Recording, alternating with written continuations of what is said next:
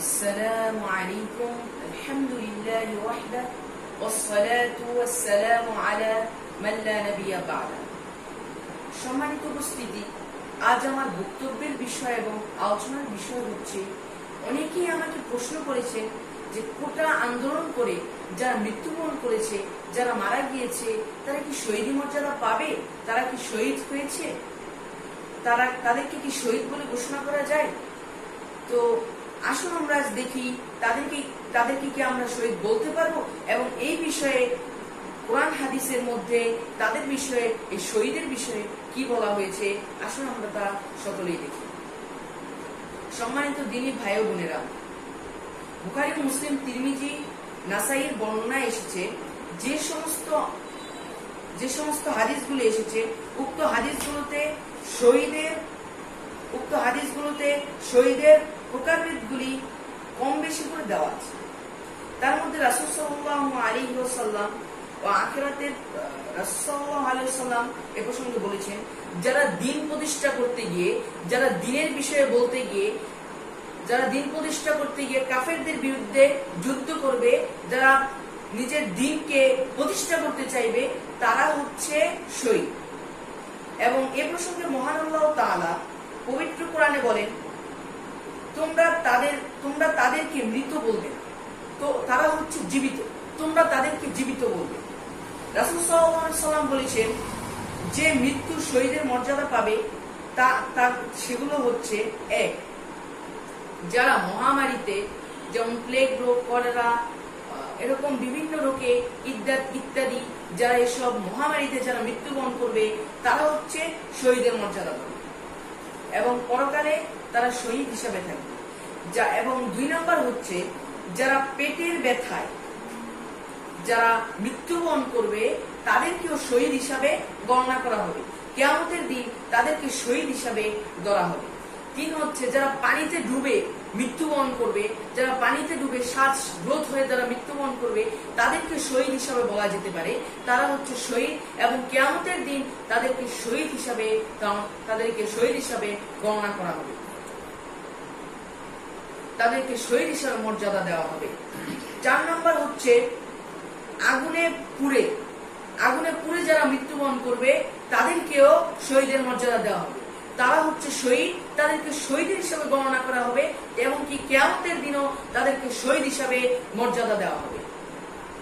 5 নম্বর হচ্ছে, সন্তান প্রসব করতে গিয়ে যেই মা মৃত্যুবরণ করবে, তিনি শহীদের মর্যাদা পাবেন, এবং কিয়ামতের দিন তাকে শহীদের মর্যাদাই দেওয়া হবে ইনশাআল্লাহ। 6 নম্বর হচ্ছে, যে ব্যক্তি শ্বাসকষ্টে মারা যাবে, সে ব্যক্তিকে শহীদের মর্যাদা দেওয়া হবে, সে ব্যক্তি শহীদের মর্যাদা পাবে, এবং কিয়ামতের দিন সে ব্যক্তি শহীদ হিসাবে ঘোষণা করা হবে, তিনি শহীদের মর্যাদা পাবে। 7 নম্বর হচ্ছে, চাপা পড়ে মারা যাওয়া ব্যক্তি, যে কোনো জিনিস চাপা পড়ে যে ব্যক্তি মারা যাবে, পরকালে তাকে শহীদের মর্যাদা দেওয়া হবে। এবং 8 নম্বর হচ্ছে, নাসাই বর্ণনায় এসেছে, অন্যায়ের প্রতিবাদ করতে গিয়ে, অন্যায়ের বিরুদ্ধে লড়াই করতে গিয়ে যারা মৃত্যুবরণ করবে, তাদেরকে শহীদ হিসাবে গণনা করা যেতে পারে, তারা শহীদের মর্যাদা পাবে।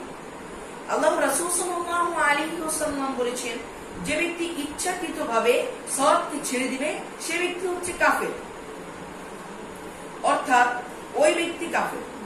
আল্লাহ রাসূল সাল্লাল্লাহু আলাইহি ওয়াসাল্লাম আরো বলেছেন, কাফের এবং মুসলিমদের মধ্যে পার্থক্য হচ্ছে সালাত পরিত্যাগ করা, অর্থাৎ সালাত পরিত্যাগকারী ব্যক্তি মুশরিক ও কাফির। রাসূল সাল্লাল্লাহু আলাইহি ওয়াসাল্লাম আরো বলেছেন, যে ব্যক্তি আসরের সালাতকে ছেড়ে দেয়, যে ব্যক্তি আসরের সালাত ছুটে যায়, সে ব্যক্তি যেন ধন সম্পদ, মাল সম্পদ সমস্ত কিছুই যেন ধ্বংস হয়ে গেল। যদি কোনো সালাত না করা ব্যক্তি অন্যায়ের প্রতিবাদ করতে যায়, যদি কোনো সালাত আদায় করা না ব্যক্তি অন্যায়ের প্রতিবাদ করতে গিয়ে মারা যায়, তারা শহীদি মর্যাদা পাবে। তারা শহীদি মর্যাদা পাবে কিনা তা একমাত্র আল্লাহ তাআলাই ভালো জানেন।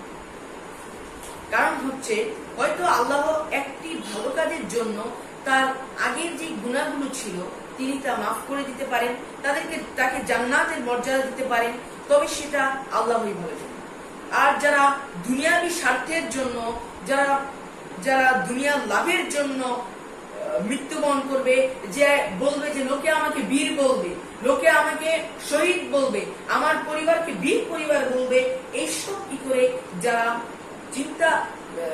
যারা মৃত্যুবরণ করবে তারা শহীদ মর্যাদা পাবে না। যেমন সে চিন্তা করবে আমার নাম ইতিহাসের পাতার মধ্যে থাকবে, সে ব্যক্তি শহীদের মর্যাদা পাবে না। এবং এই প্রকার শহীদকে দিয়েই জাহান্নাম উদ্বোধন করা হবে।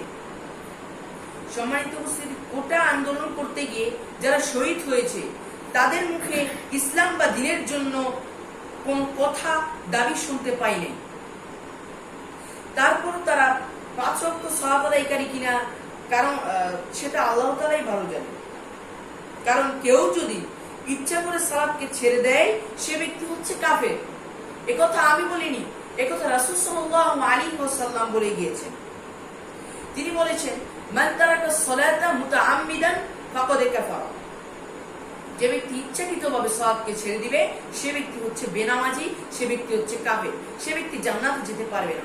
তারপর আন্দোলনে যে সমস্ত মেয়েরা বেপরদায় সালাত আদায় করে না, আবার কিছু মেয়েদের অশ্লীল আচরণ, অশ্লীল কথা তাদের মুখ দিয়ে আসছে, তারা এসব কথা বলছে। কোটা আন্দোলনে একটি মেয়েকে আন্দোলনের বাঘিনী কন্যা বলা হয়, তার নাম হচ্ছে ফারজানা সিথি।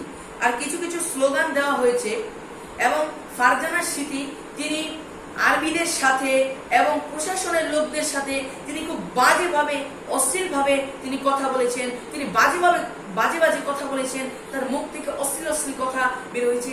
তারা যদি শহীদ হয় তাহলে তাদেরকে কিভাবে শহীদ হিসেবে মর্যাদা দেওয়া যায়, এই কথাটা আপনি বিবেচনা করুন। তারপর এমনও কিছু কিছু স্লোগান দেওয়া হয়েছে, মুদিরও বউ নাই, হাসিনারও জামাই নাই, চলো এবার বিয়া খাইতে যাই। এসব কথা বলা, এসব কথা তো ইসলাম বিরোধী কথা, এসব কথা তো ইসলামের বাইরের কথা, এসব কথা মিথ্যা কথা, এসব কথা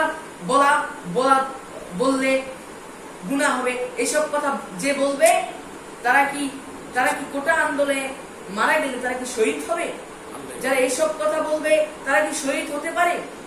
সম্মানিত উপস্থিতি, আপনারা হয়তো বুঝতে পারলেন যে আমি 3টা হাদিস দিয়ে আপনাদেরকে বোঝানোর চেষ্টা করলাম, এবং শেষে আমি আপনাদেরকে কিছু ব্যাখ্যা দিয়ে বুঝালাম যে ব্যক্তি 5 ওয়াক্ত সালাত আদায় করবে সে ব্যক্তি হচ্ছে মুসলিম, আর যে ব্যক্তি ইচ্ছাকৃতভাবে সালাতকে ছেড়ে দিবে সে ব্যক্তি হচ্ছে কাফের।